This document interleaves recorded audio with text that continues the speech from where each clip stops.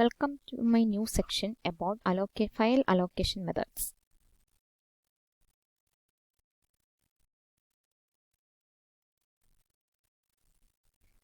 In almost every case, many files will be stored on the same disk.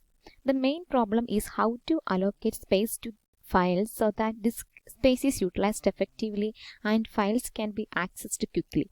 Three major methods of allocating disk space are in wide use: contiguous allocation, linked allocation, and indexed allocation.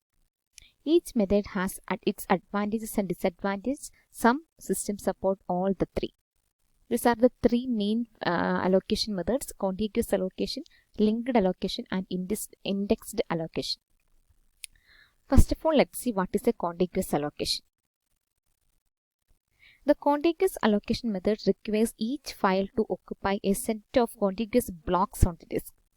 Disk addresses define a linear ordering on the disk. With this ordering, assuming that only one job is accessing the disk, accessing the block B plus 1 after the block B normally requires no head movement. The number of disk seeks required for accessing contiguously allocated files is minimal, as is seek time when a seek is finally needed.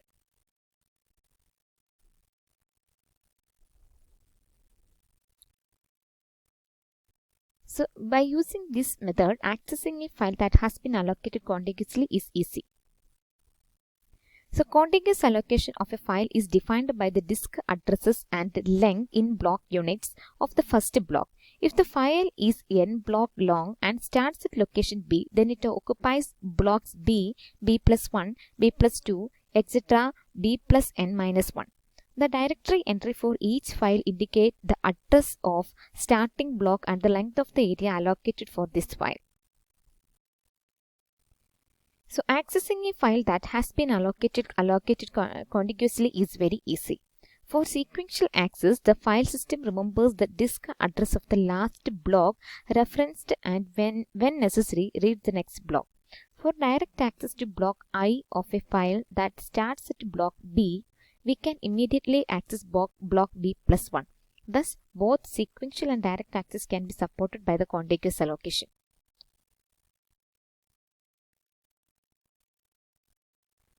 So, now let's see some problems related to the contiguous allocation. One difficulty is finding space for a new file. The contiguous disk space allocation problem can be seen to be a particular application of general dynamic storage allocation problem. These algorithms suffer from the main problem, that is external fragmentation. Another problem with the contiguous allocation is how much space is needed for a file. So, when the file is created, the total amount of space it will need must be found and allocated.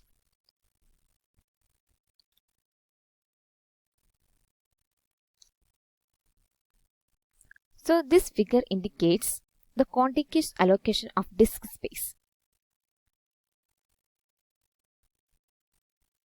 Here the directory indicates there are different files are there. File names, file named count, tr, mail, list, and yav. The file named count starts at the block 0 and its length is 2. That means it uses 2 contiguous blocks for storing. That is indicated here. Okay, that is the file named count uses 2 blocks. The length of the block is 2. 2 blocks are used for storing this particular file named count. And it starts at the location 0, that is indicated here. So, next is tr. Now, let's see the file named tr. Here, the tr is started at the block 14 and it has a length of 3. That means it requires 3 blocks to store this particular file tr. So, that is the file named tr uses 3 blocks, that is 14, 15 and 16 for storing that entire file. Now, let's see the file named mail. So, as indicated here, the file starts at the block 19 and it has 6 blocks to store. The length is 6. That means it requires 6 blocks to store the entire file named mail. That is, It starts the location. The file named mail starts at the location 19, and it uses the next next contiguous 6 blocks to store it. That is, it uses block number 19, 20, 21, 22, 23, and 24 for storing this entire file named mail. So now let's see what is a linked allocation. So the linked allocation solves all the problem of contiguous allocation. Here each file is a linked list of disk blocks. The disk blocks may be scattered anywhere in the file. To create a new file, we simply create a new entry in the directory. So the directory contains a pointer to the first and last block of the file. For example,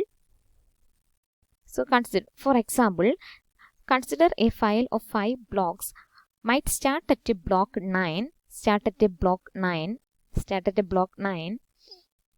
continue at block 16, then block 1, block 10, and finally block 25, which is indicated in this figure. Okay, to create a new file, as I told you, to create a new file, we simply create a new entry in the directory. With a linked allocation, each directory entry has a pointer to the first disk block of the file. This pointer is initialized to nil, that is the end of list pointer value, to signify an empty file.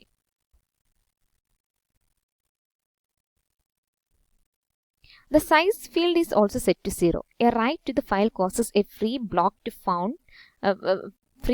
be found via the free space management system, and this new block is then returned to and is linked to the end of the file.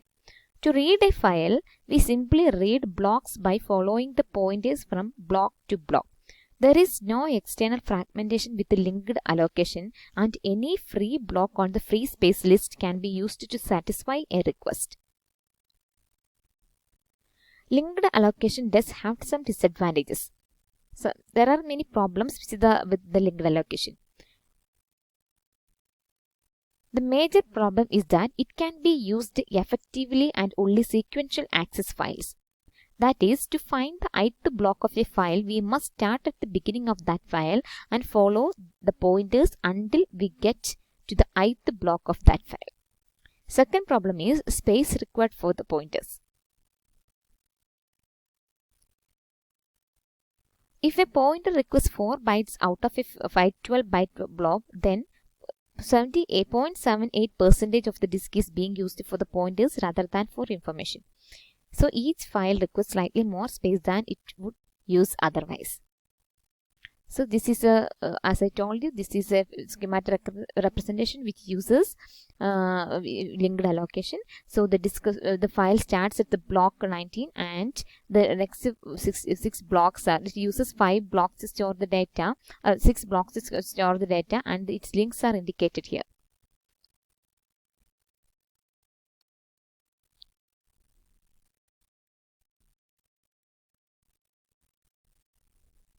Next is indexed allocation. Linked allocation solve the external fragmentation and size declaration problems of contiguous allocation. However, in the absence of a FAT or a file allocation table, linked allocation cannot support efficient direct access, since the pointers to the blocks are scattered with the blocks themselves all over the disk and need to be retrieved in order. Indexed allocation solves this problem by bringing all the pointers together into one location, that is the index block. When the file is created, all pointers in the index blocks are set to nil. Each file has its own index block, which is an array of disk block addresses. The ith array in the index blocks point to the ith block of the file. The directory contains the address of index blocks. So this is a figure which represents the indexed allocation of disk space. The directory which will store contains the address of the index block.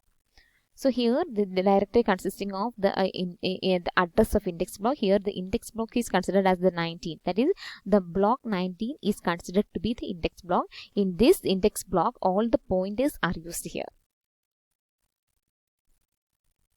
pointers are listed here. Okay. To read the ith block, we use the pointer in order to read the ith block. In order to read the ith block, we use the pointer in the ith index block entry to find and read the desired block. When the file is created, all pointers in the index blocks are set to nil. When the ith block is first written, a block is obtained from the free space manager and its address is put in the ith index block entry.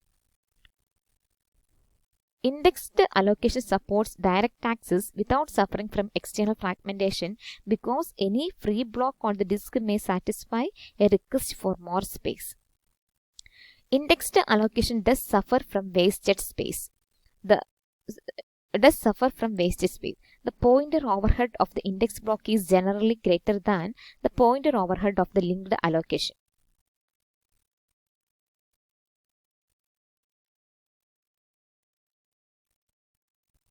So if the index block is too small, it will not be able to hold enough pointers for a large file. So in order to deal with this issue, we can use certain mechanisms.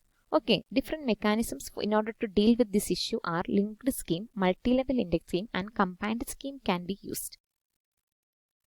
So in linked scheme, the index block is normally one disk block. Thus, it can be read and written directly by itself. To allow for large files, we may link together several index blocks. Next is multi-level indexing. This is a variant of a linked representation is to use a first level index block point to a set to second level index block, which in turn point to the file block. To access a block according to this method, the operating system uses the first level index to find a second level index block. That block to find the desired data block. The approach could be continued to a third or fourth level depending on the desired maximum file size. Third mechanism is combined scheme. It is used in UFFs. Here, another alternative which is used in UFS is to keep the first, say that is 15 pointers of the index block in the files inode. First 12 of these pointers point to the direct block, that is they contain addresses of the block that contain the data file. The next 3 pointers points to the indirect block. First indirect block pointer is the address of a single indirect block. Then the next is double, which contains the address of a block that contains pointers to the actual data block.